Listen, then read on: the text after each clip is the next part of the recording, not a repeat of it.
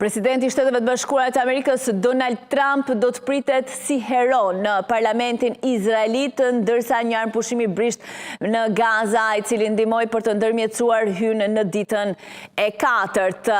Faleminderit zoti president, janë billboarde që kanë pushtuar të gjithë Izraelin gjatë mbrëmjes së dieshme dhe mëngjesit të ditës së sotme. Ndirimi i pritshëm i pengjeve izraelite dhe i burgosurve palestinez shënon hapa të kujdesshëm në një konflikt që prej kohësh i ka rezistuar zgjidhjes. Fjalimi i presidentit Donald Trump në parlament vjen pas 2 vjetësh luftë të nisura nga një sulm i Hamasit në 7 tetorin e 2023, ku vran rreth 1200 persona në Izrael dhe u morën peng 251 të tjerë. Që atëherë sulmet ajrore dhe ofensivat toksore të Izraelit kanë shkatruar Gazën, duke vrarë mbi 67.000 palestinez sipas zyrtarëve shëndetësor të enklavës.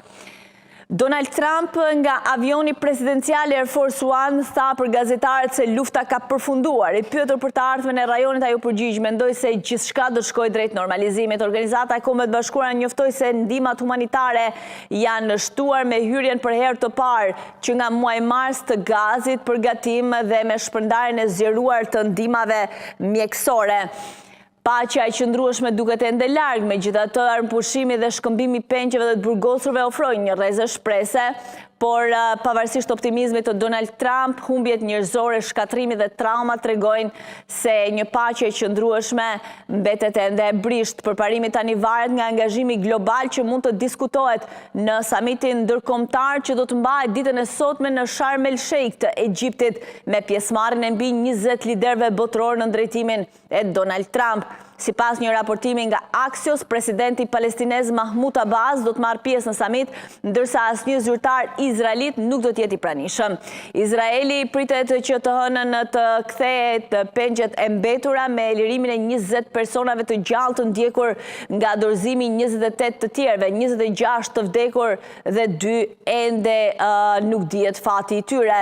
Ministria e Drejtësisë e Izraelit publikoi emrat e 250 palestinezëve të dënuar për vrasje dhe krime të tjera serioze që do të lirohen si shkëmbim. Lista përjashton figura të njohura si komandant të lartë të Hamasit, si dhe me kërkesat të kyçe të Hamasit. Zyra e informacionit për të burgosurit e Hamasit tha se bisedimet për listën përfundimtare janë ende në vazhdim, gjithashtu pritet të lirohen edhe 1700 banor të Gazës të ndaluar që nga 7 tetori 2023.